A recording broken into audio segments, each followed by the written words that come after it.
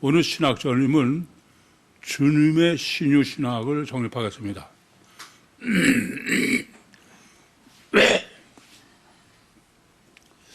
이미 말씀드린 대로 기독신앙에 있어서의 주님의 신유 신학의 정립은 무엇보다도 정말 중요해요.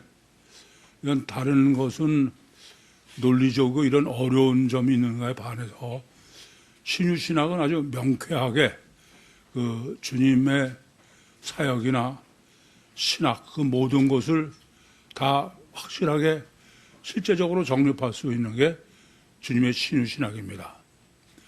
안타까운 것은 주님의 공생의 사역이 주님의 신유 사역이다. 그렇게 할 만큼 신유 사역이 절대로 중요한데 신유 신학이라는 게 아예 없는 거예요.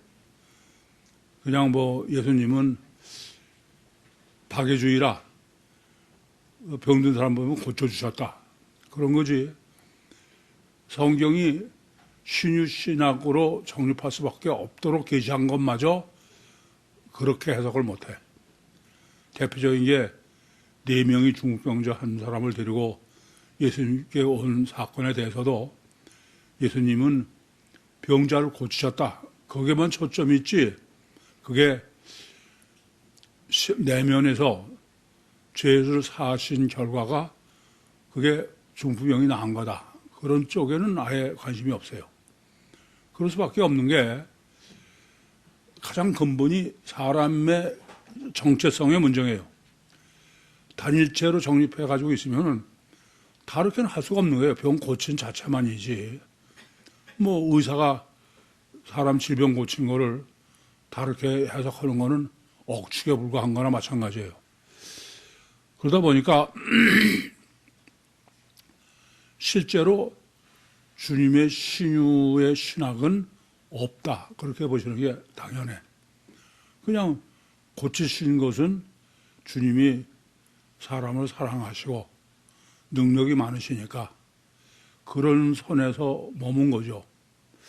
참 안타까워요. 항상 드리는 말씀입니다만은 하나님은 사람을 창조하고 천지를 창조하신 분명히 이유와 목적이 있어야 돼. 그것에서 벗어나는 것은 다른 건 다 옳은 해석이 아니에요. 마찬가지로 성육신하신 신인 메시아의 이유와 목적이 먼저 그게 절대돼야 돼요. 누구도 예수님이 이 땅에 오신 게 우리를 구원하러 오셨다. 그게 절대가 아니라고 생각하는 그리스도인은 없어. 근데도 신유가 얼마나 소위 병들고 약한 사람에게 절대냐. 신유를 그런 측면에서 보면은 예수님이 병 고치신 게 복음서의 전체 내용이다 그러면은 그건 다시 한번 생각해 볼 만한데 그렇지를 못해요. 그것은 가장 근본의 문제는 인간이 단일체 가치관을 갖고 있기 때문에 그렇다. 인간을 단일체로 보면은 단일체 병 고치는 건 육체가 전부인데 뭐 다른 게 뭐가 있을 수 있어요? 그래서 가장 근본은 그게 바로 사람의 정체성이 단일체로 사람을 이해하고 있느냐, 이중체로 이해하고 있느냐가 절대 문제다.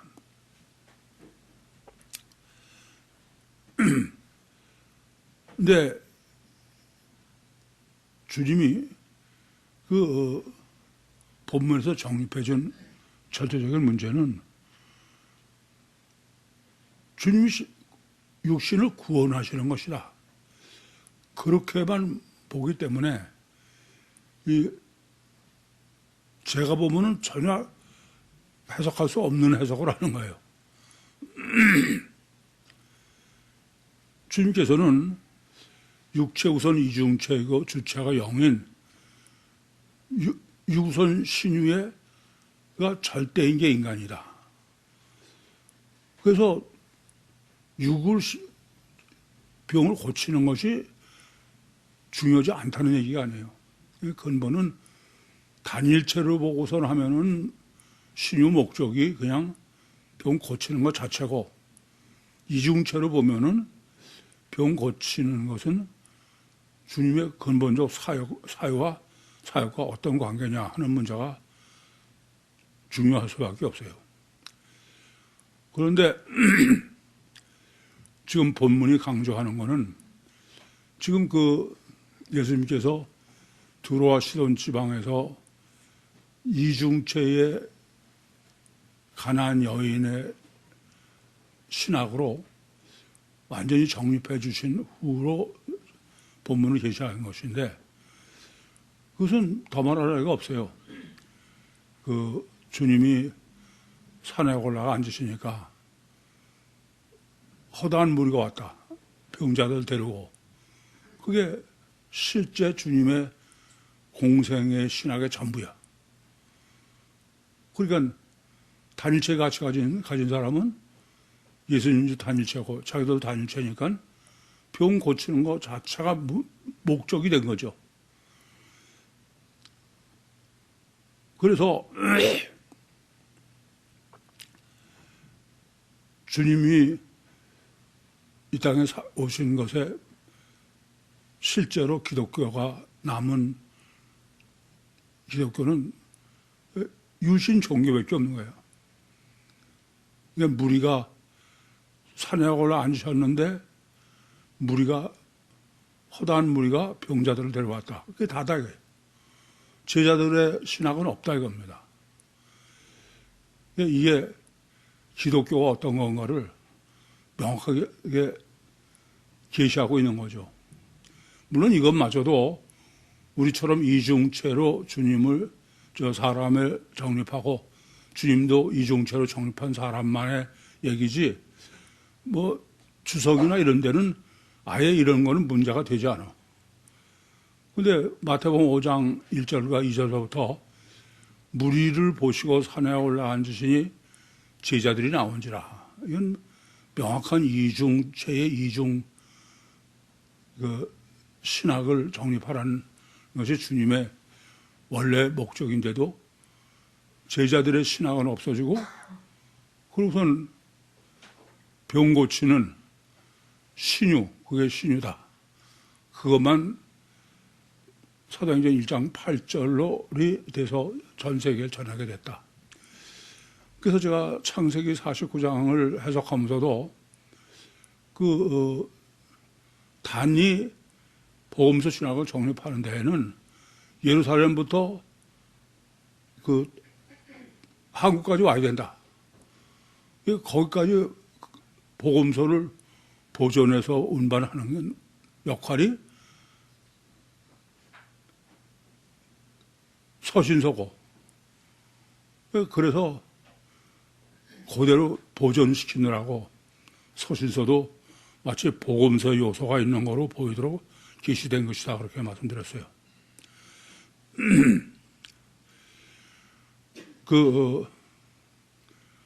그래서 하나님, 주님의 목적은 분명한 건 육신의 질병을 고치러 오신 건 아니야. 근데 워낙 사람이 육체 우선이라 병만 들었다 그러면 뭐 아무것도 보이는 거 없어. 이게 참 큰 문제죠. 그러다 보니까는 실제 육체 부인의 신학이 육체를 세우는 신학으로 뒤바뀐 것이죠. 예, 주님의 목적은 신유 자체가 아니라 영혼 구원이 절대적인 목적이다. 문제는 영혼 구원은 보이지 않아요. 심령에서의 문제지, 원죄에서요. 그걸 아담 우선인 우리, 육체 우선의 가시적 결과만이 실제인 사람에게 어떻게 실제로 그거를 제시할 수 있겠느냐. 그게 참 제가 보면 아주 신묘막측한 거야. 그게 바로, 물론 가나안 여인으로 분해해서 완전히 보여주셨지만 중심에서 하나님이 역사하신 결과가 육으로 보이되 그게 실제를, 그게 주님의 공생의 사역의 실제다. 그래서 마태복음 11장 1절에서 5절에도 침례 요한이 오실 그이가 당신이 오니까 우리가 다른 일을 기다려오리까. 거기다가 많이 생각해 보세요. 가셔 결과만이 실제지 다른 거는 매겨봐야 소용없어. 그냥 그것도 깨닫는 사람은 깨달아라. 그렇게 말씀하시는 건 마찬가지야. 그래서 여러 가지 신유 사역에 대한 내용을 얘기한다. 이런 것이 가장 완전한 정립은 저도 이런 것을 단일체냐 이중체 또는 이중계시냐 융합계시냐 또 이중신앙이냐 외자리신앙이냐 그러기 전에 정립을 했어요. 그건 어떻게 정립한 거냐? 지금 말씀드린 것처럼 주님이 이 땅에 오신 목적이 뭐냐? 그건 틀림없이 구원이다. 그런데 그래서 신유를 다 꺼내보는 거야. 전 실제로 꽤 오래된 얘기입니다만은 그게 뭐가 어려워요? 어렵지도 않아요. 복음서 한 번 읽으면서 꺼내내봐야 몇 주, 그렇죠? 마태복음, 마가복음, 누가복음 다 꺼내놓고 그걸 보면은 그래야 공통점이 보여. 그게 바로 31절에 전부 거의 다가 장애 신유다. 목적이 뭐냐고 그러면 병을 다 꺼내내고 봐야죠. 통증 신유는 마태복음 8장에 베드로의 장모에 열병 고쳐주신 것밖에 없다. 그렇다면은 왜 가장 힘든 통증은 많고 하나밖에 없고 다른 게 많으냐 이런 생각은 저절로 할 수 있는 거죠. 이렇게 주님이 체계를 잡아서 지금 제시해 주시는 것을 모르더라도 성경을 하나님의 말씀을 믿고 계시한 걸 전부 꺼내내서 보면은 그건 누구나 다 알 수 있어요. 그런데 그런 걸 안 해. 그냥 뭐 맞든 틀리든 간에 가르침은 그 가르친 것만이 맹신하고 실제로 맹신할 때는 안 해. 그게 문제인 거죠. 그러다 보니까는 뭐 누구나 다 이기적이고 육체우선이니까 주님이 우리를 사랑하셔서 우리 병을 고쳐주신다 그러면은 더 이상 아무 생각도 못 하는 거야. 참 안타까운 얘기죠. 어쨌거나 분명한 건 병들면은 힘든 것도 맞아. 또 치료 낫는 것도 중요해. 그러나 적어도 주님이 병을 고치시는 것이다라고 하면은 그건 다 꺼내놓고 봐야 되고 왜 통증이 아니라 장애냐. 그렇게 생각하면은 그건 바로 4명의 중풍병자 하나를 들어온 것이 대표적인 예입니다만은 주님은 영혼 구원의 실제를 이렇게 장애인의 치료로 보여주신 것이다. 그런 답이 이중체의 계시로는 이제 더 완벽하죠.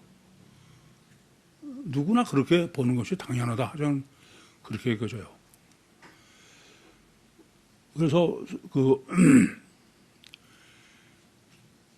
주님의 신유는 두 가지밖에 뭐 해석을 할 수 없죠. 하나는 유신 종교적 해석과 하나는 유신 신앙. 그러니까 똑같은 주님의 신유 사역을 우리 가치관이 어떤 거냐에 따라서 달라진다 이거예요.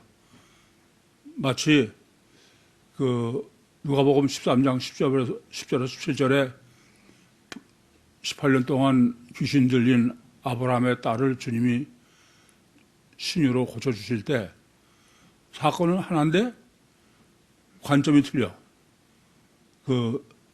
회당장은 주님이 의사로서 육신의 병을 고쳐준 거로 해석하는 거고 주님은 심령의 자유. 똑같은 건데 어떤 가치관이냐예요. 마찬가지로 주님의 공생의 사역은 전부 주님은 목적이 명확해요. 그런데 그것을 이해하는 우리 입장에 이 가치관이 어떠냐는 거예요. 그래서 지금 주님의 공생의 사역의 전체 신유 사역을 30절과 31절로 나눠서 해준 거는 30절은 같은 신유의 사역을 인간의 단일체 인간관으로 본 사람의 주님의 신유 신학이다. 31절은 이중체의 가치관을 가진 사람의 주님의 신유 신학이다. 똑같은 주님의 신유 신학을 관점이 다르다 이거죠. 여러분들이 본문을 코의할 때도 30절과 31절을 왜 같은 걸 반복했나? 그런 데서 이거부터 볼 수 있어서 이래. 문제는 성경이 잘못된 게 아니고 내 시각, 내 가치관이 문제다. 그래서 유신 종교의 신유는 그건 뭐 더 말할 거 없어요. 육신이 단일체로 보면은 그러면 그 신유의 목적은 병을 고치는 것밖에 다른 게 있습니까? 그래서 단일체냐 이중체냐 절대다. 그래서 오늘 설교의 결론도 문제는 내가 사람에 대한 가치관이 단일체냐 이중체냐. 이것은 그냥 간단하게 단일체냐 이중체냐의 문제가 아니에요. 신유만의 문제가 아닙니다. 우리의 모든 거야, 모든 거. 뭐 가서 아기를 잉태해서부터 크게 키우는 거에서부터 우리의 모든 삶에도 내가 단일체의 가치관을 가지냐 이중체의 가치가 절대다. 그래서 병 고치는 것도 단일체의 가치관으로 하면은 예수님은 목적 자체가 육신의 병을 고치는 의사고 이중체의 가치관을 가졌으면 주님은 주체니까 영을 치료하는 거지 육이 아니다. 우선 간단하게 그렇게 우리는 얼마든지 확인할 수 있어요. 그런데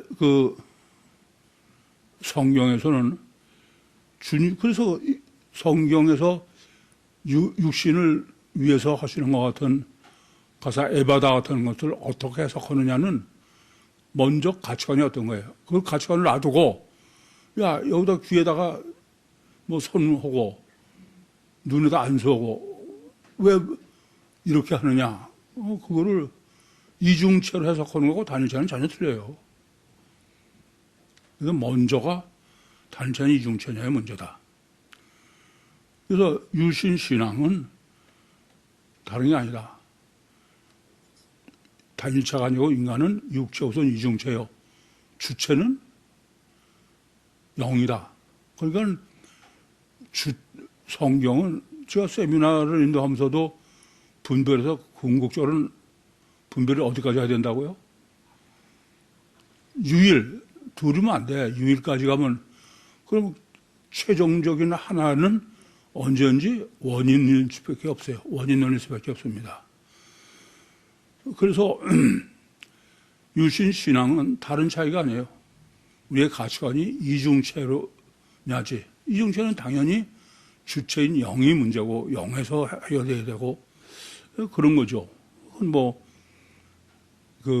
가라한 여인의 사건에서도 그걸 이중체 가치관으로 가지고 그걸 해석하고 정립하니까 지난주에 제가 설명한 내용이지 단일체 가치관을 보면 전혀 틀려요. 단일체 가치관을 가진 사람의 본인 주석을 보면은 뭐 여인, 엄마가 원인이고 딸이 결과라고 하는 개념은 전혀 없어.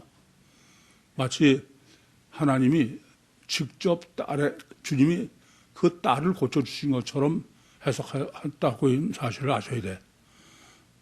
그래서 유신신앙은 근본이 인간의 가치관이 이중체다. 이중체는 주체가 영이기 때문에 원인이기 때문에 원인론이다. 단일체는 그런 측면에서 결과론이에요. 이게 굉장히 어렵죠. 우리가 결과를 보고선 그게 뭐다. 그건 쉬워. 그래서 31절의 결론도 이렇게 나타난 안중뱅이가 겪고 이런 결과를 보고 그리고 이스라엘 하나님께 영광을 돌렸다. 그 말은 단일체 가치관으로 그건 전부 짐작이죠. 결과로 원인을 얘기하는 건 그건 짐작이지 실제일 수가 없어요. 실제이려면 원인에서 직접 봐야 돼.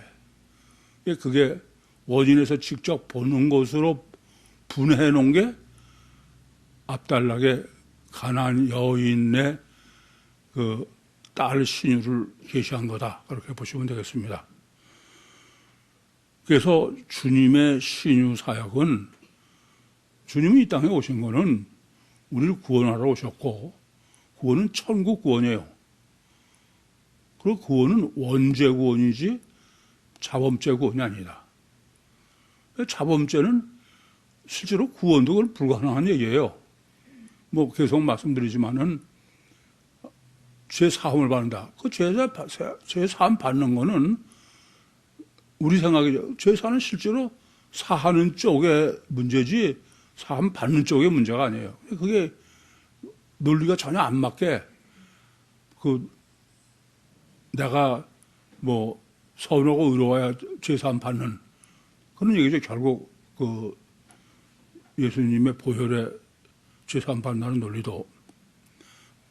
그래서 성경은 이중체의 이중본능, 원래 원죄는 이중체, 이중본능의 문제지 단일체가 아니에요. 그렇죠? 이중체의 이중본능에 내 영이 마귀와 융합된 거지 단일체는 영이 없어. 단일체는 물리적 인간인데 무슨 영이 있어. 그래 안 그래요? 근데 단일체라고 여기고 있는데 왜 제가 이중본능이냐고 그러냐면 자기는 단일체로 믿고 알고 있는데 실제로는 영적 본능을 아니라고 할 수가 없는 거예요. 그게 불교에서 환생이라고 그러나? 그런 얘기죠. 인간은 이중체라는 걸 아무리 부인하려 해도 그건 단일체를 그럴 수가 없는 거예요. 그런데 육체 우선이 얼마나 잘 되냐면 거기에 매여가지고서는 주체인 영은 무시가 되고 있는 게 참 큰 문제죠. 그래서 그거를 회복하는 게 가장 중요한 게 우리다. 그래서 신유의 신학의 중요성은 주님의 공생의 사역은 전부 신유 사역이다. 그렇게 봐도 과언이 아니다. 근데 그 신유 사역이 공생의 전체니까 주님의 공생의 신학은 신유 신학이다. 그럼 신유 신학은 유신종교, 육신을 구원하는 신유냐, 이중체의 영혼을 구원하는 신학이냐. 육신을 구하는 신학이면은 이 세상 구원이고 영혼을 구원하는 신학, 원죄 구원은 천국 구원이다. 이렇게 개념 설명을 명확하게 해놓으시면 복잡한 게 없어져요. 성경을 봐도 굉장히 선명하게 보여줄 거로 여겨집니다. 본문 보겠습니다.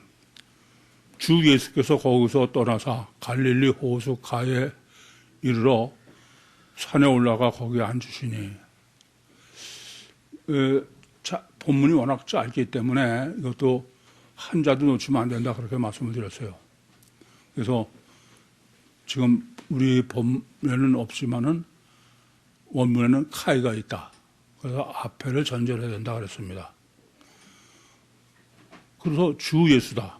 주 예수는 육체 우선 이중체, 육체 우선 이중체에 육체 우선이 예수고 주체가 주죠, 하나님. 예. 의미적으로는 주 예수라는 것은 육체 우선 이중체를 이중 계시라는 거다. 근데 그걸 융합 계시라면 뭐라고요? 예수 그리스도예요, 그게. 무슨 말씀인지 아시겠죠? 그리고 떠나다라는 것이 엑세르코마이가 아니라 메타바이노다. 헬라어의 직역을 하면은 함께 버렸다, 떠났다 이런 얘기가 되죠. 바이노, 던졌다 이런. 그러니까 뭘 함께냐? 그게 바로 카이죠. 21절부터 28절에 신학을, 그러니까 실제로 그 이스라엘에서 주님이 정립해 주실 신학은 주님은 융합신학, 융합계시의 외다리 신학이죠. 마태복음 5장에서처럼. 그것을 실제를 그 가나의 여인으로 샌드위치, 잠깐 외도를 한 거죠. 그래서 그 정립한 걸 가지고 오셨다. 그 말은 다시 이스라엘에서 본래의 사역을 하시러 이중계시의 외다리 신앙이 아니라 융합계시의 양다리 신앙이 아니라 융합계시의 외다리 신앙으로 그렇게 오셨다 그런 얘기입니다. 떠나셔서. 그러고서 이제 산에 오르시다. 거기 앉다. 그런 거는 호숫가에 왔다 그러면서 왜 앉는다 그러냐. 그것은 바로 오신 목적을 생각하면 충분히 알 수 있다. 마태복음 5장 1절 2절에서처럼 무리를 보시고 산에 올라 앉으시니 제자들이 나온지라. 그래서 산상복음을 하셨어요. 그것은 뭐 길게 말씀 안 드려도 주님은 이렇게 육체 우선 이중체의 주체형인 이중체 신학을 정립하러 온 것이 단일차가 아니다. 그리고 산에 올라가 거기 앉으시다. 앉았다는 게 시스템이가 아니야. 시스템이 같으면은 산에 올라가셔서 무슨 일을 하신 건데 앉아있다는 것은 이렇게 신학을 정립하러 산에 올라 앉으셨다. 그런데 신학을 정립해야 되려면은 제자들이 해야 돼. 그게 복음서 신학이죠. 근데 무리가 그 병자들을 데려왔다. 그것은 공생의 사역이죠. 그 공생의 사역은 아무리 다른 사람이 이중 사역으로 해도 소용없어. 외다리 단일체 사역으로 사람들이 보이는 거야. 육체로만. 그래서 결국 사도행전 1장 8절에 너에게 성령이 임하시면, 성령이 임하지 않은 사람들이죠. 보면은 예루살렘과 온 유다와 사마리아 땅끝까지 이르러 내 증인이 되리라. 그때 내 증인은 뭐예요? 이중체의 신인 메시아의 주체가 영이신, 그게 그 증인을 해야 되는데, 근데 그 신학은 캐로부터 숨겨져, 제자들. 그리고 사도행전 8절로 전해진 건 뭐만 전해졌어요? 예수 우상의 유신 종교, 피복음. 그건 왜 그렇게 되느냐? 그건 창세기 49장에서 단까지 이 복음서 제자들로 게시된 복음서가 운반되어야 된다. 그건 이미 앞에서 우리 다 정립했죠. 이렇게 그 29절이 지금 석절의 서론이지만 여기서 완벽히 정립이 해석이 돼야 이제 이 30절과 31절이 올바로 해석되는 거예요. 아까도 미리 말씀드렸지만 30절과 31절은 주님의 공생애 때의 신유 사역의 두 가지 해석이다. 두 가지 견해다. 그런 거지 다른 일이 아닌 똑같은 거야. 30절은 뭐다? 단일체를 가지고 있는 유신 종교. 31절은 이중체의 가치관으로 주님의 그 공생의 사역을 정립하는 유신 신앙. 그 차이다. 그래서 큰 무리가 절뚝발이와 불구자와 소경과 벙어리와 기타 여럿을 데리고 와서 그의 발 앞에 둠에 고쳐주시니. 우선 큰 무리예요. 큰 무리. 그러니까 오크로스, 폴루스인데 오크로스는 뭐라고요? 원죄에 범한 아담 후손들이, 그러니까 오병이어 표적에서 설정된 거로는 만나를 먹고 그냥 순 간접이죠. 그러고선 그 만나 사역을 하신 주님은 보이는 하나님이다. 우상으로 여겨서. 그래서 이 지금 무리가 절하는 것은 예수 우상이다. 피복음의 예수죠. 그리고 데리고 와서 발 앞에 뒀다. 이 발 앞에라는 건 하나님의 발등상이라고 표현되죠, 흔히. 이 표현은 뭐냐면은 산 위에 앉으신 주님은 천국 보호자에 계신 하나님. 그렇게 몸뚱아리 자체가 하나님은 그래야 되잖아요. 그러고선 그 발 앞에 뒀다는 거는 그 전능하신 힘, 능력으로 이런 병자들의 육신을 칠해 주셨다. 그런 의미에서 발 앞에요. 파라 포다스는. 그리고 발 앞에 두다. 그게 그 흐립토라는 단어인데, 이거 사실은 세게 던지다.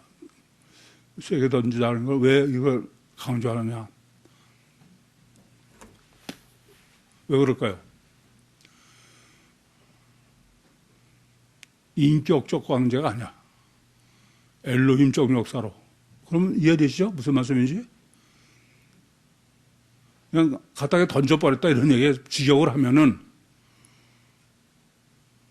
그건 절대적인 천상에 계신 하나님의 전능성에 의해서 이런 거지, 뭐 갔다가 왔더니 주님이 영접해가지고 이러는 얘기 아니다, 이게.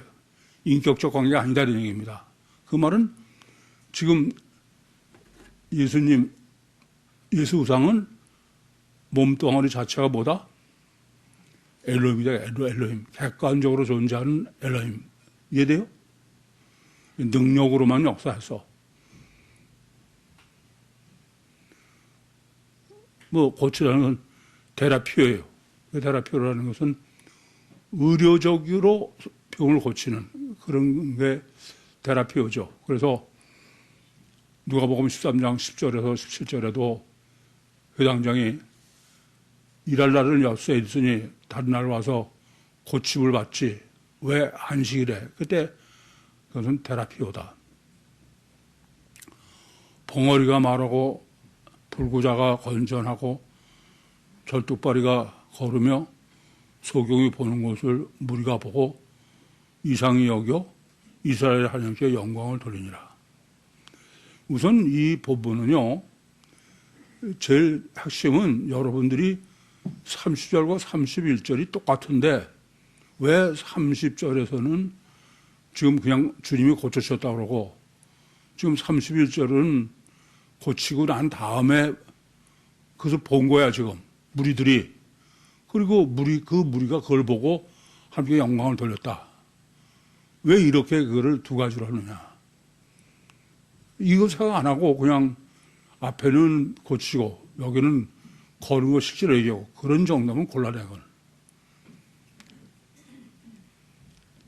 다르게 말씀드리면은 이렇게 신유 사역을 하신 것은 보이지 않는 중심, 주체에서 원죄죠. 그 가나안 여인에서처럼 역사하신 것을 그걸 육체 우선이 가서 결과만 절대인 사람이 실제를 알 수 있도록 제가 그걸 맞춤형이라고 하죠. 영의 실제적인 역사를. 그래서 통증의 질병이 아니라 장의 질병이다. 장의 질병은 고치기 전과 고치기 후가 명확하게 다르니까. 우선 이중체 신학을 정립한 사람만에 해당되는 얘기입니다. 그리고 무리가 보고 블레뽀예요. 그러니까 원죄의 아담 후손이 뭘 봤냐? 결과만 봤다. 가시적으로. 그러고서 이상히 여겨. 이건 원문에 없어요. 이상히 여긴 게 아니야. 그게 다지. 당연한 거지. 이게 단일체 가치관에 당연하다는 거를 이건 뭐 마치 그걸 보고 깜짝 놀라가지고 야 이러는 거 그렇지 않은 거예요. 이 본문의 의도는 이상히 여기가 없는 거는 육체우선이요 가식 결과만이 절대요 자기 중심적이고 마귀의 기름 부은 밥에 마다놓고서는 그게 그냥 자연스러운 거야. 당연히 그게 기준이고 그래서 그걸 기준으로 원인을 짐작하고 그렇죠. 인간은 제가 늘 말씀드리지만 어떤 사람도 결과밖에 원인을 먼저 아는 사람이 세상에 아무도 없어. 그런데 진리는 원리를 알아야 돼. 그럼 다 어떻게 하냐? 그건 짐작을 하는 거야. 여러분도 다른 사람은 다 마찬가지야. 그러지 먼저 원인 아는 사람은 없어요. 그래서 제가 늘 예로 드는 만유인력도 다윈이 아니라 뉴턴이 먼저 결과를 알고선 결과에서 원인을 짐작한 거예요. 그게 우리가 착각하기 쉬운 거는 과학은 원인론으로 논리가 정리되어 있으니까. 그러나 시작은 결과에서 원인을 여러 가지 가설을 여러 가지 정해.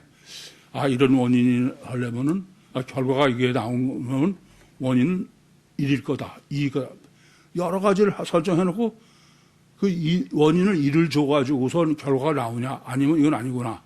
이렇게 해서 수도 없이 그걸 실험을 해보다가, 아, 이게 원인이다.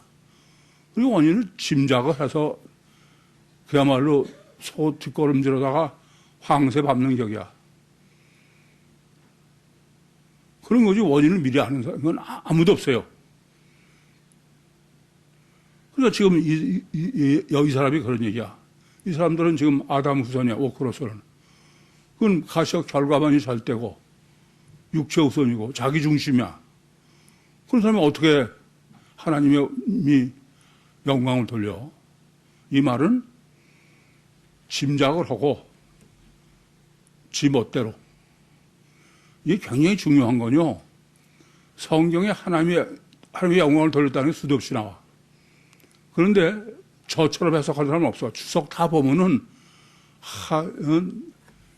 주님이 이 사람들로 하여금 하나님께 영광을 돌리게 하기 위해서 그런 사역을 하셨다. 그렇게 해석을 하는 거야. 성경은 오히려 이 사람들은 참으로 마귀에게 영광을 돌리는 거지 실제로는 하나님께 영광을 돌리는 게 아니다. 그렇게 하는 건데 이게 정반대로 하는 거죠. 참 어처구니가 없어요. 그래서